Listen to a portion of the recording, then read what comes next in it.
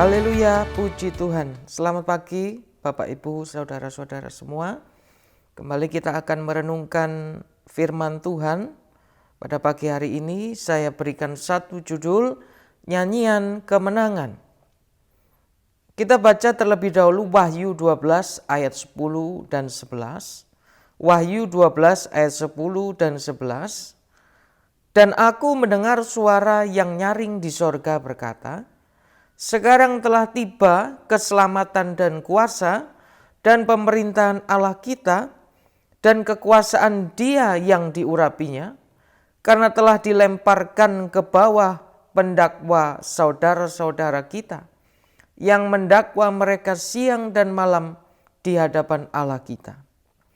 Dan mereka mengalahkan Dia oleh darah anak domba, oleh perkataan kesaksian mereka. Ya, nyanyian kemenangan terhadap apa? Pada Wahyu 12 ayat 10 sampai 12 ini kita bisa melihat bahwa nyanyian kemenangan ini adalah kemenangan atas dilemparnya pendakwa saudara-saudara kita. Ya, yang mendakwa orang-orang percaya siang dan malam di hadapan Allah.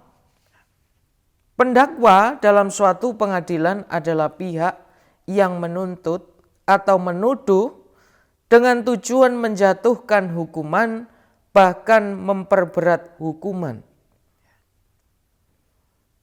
Ya, kita tahu bersama pendakwa di sini adalah iblis, yang salah satu pekerjaannya adalah mendakwa orang-orang percaya siang dan malam di hadapan Allah. Kita bisa melihat contoh jelasnya dalam kisah Ayub, di mana iblis berdiri sebagai pendakwa terhadap Ayub. Sebagai orang yang menuntut bahwa Ayub harus diberikan satu pencobaan. Saya akan bacakan dalam Ayub 1 ayat 9 sampai 11. Ayub 1 ayat 9 sampai 11. Lalu jawab iblis kepada Tuhan, apakah dengan tidak mendapat apa-apa Ayub takut akan Allah? Bukankah Engkau, Tuhan, yang membuat pagar sekeliling dia dan rumahnya serta segala yang dimilikinya?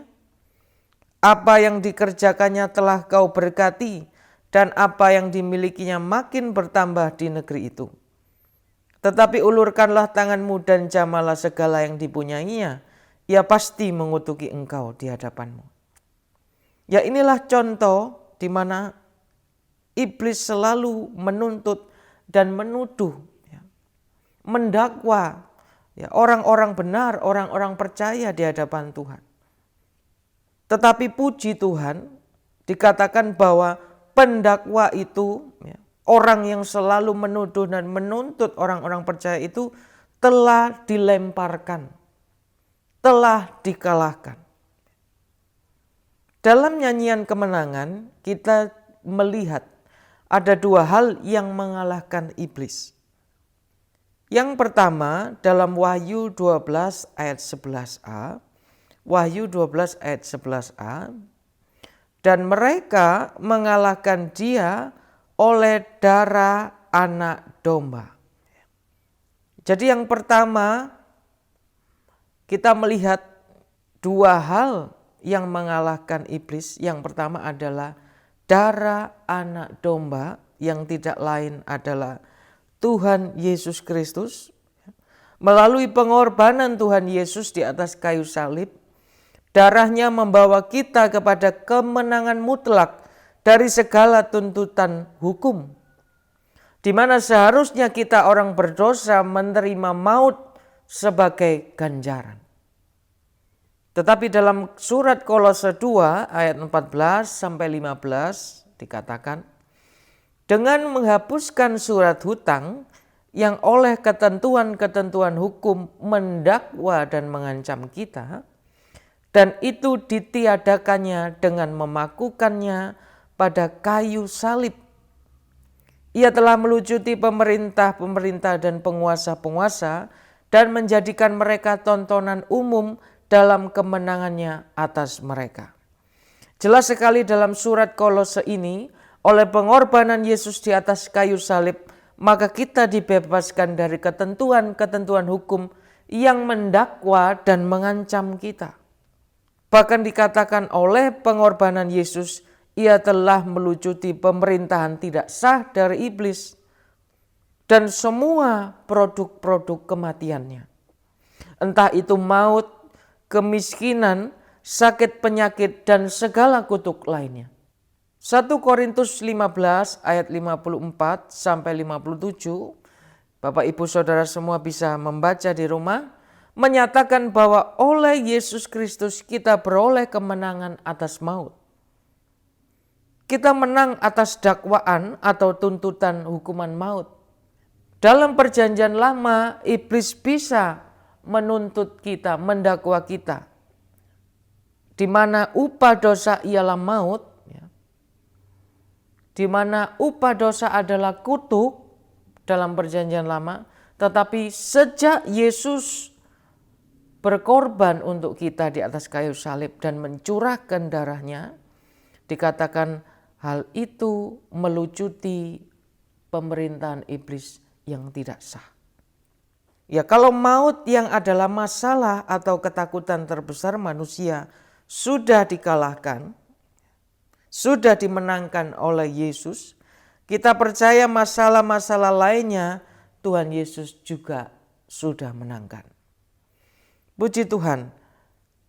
Yang kedua, oleh perkataan kesaksian mereka. Wahyu 12 ayat 11b, hal kedua yang mengalahkan pendakwa kita atau iblis adalah perkataan kesaksian kita orang percaya.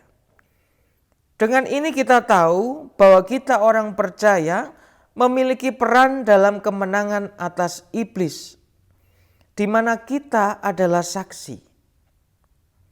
Saksi adalah orang yang memberikan keterangan, bukti kebenaran dalam suatu peradilan.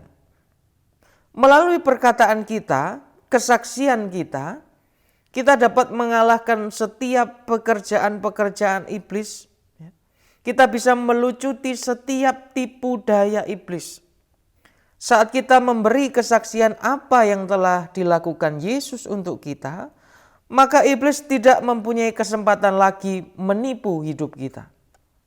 Maka iblis tidak mempunyai kesempatan lagi merusak hidup kita. Dan iblis tidak punya tempat lagi dalam hidup kita.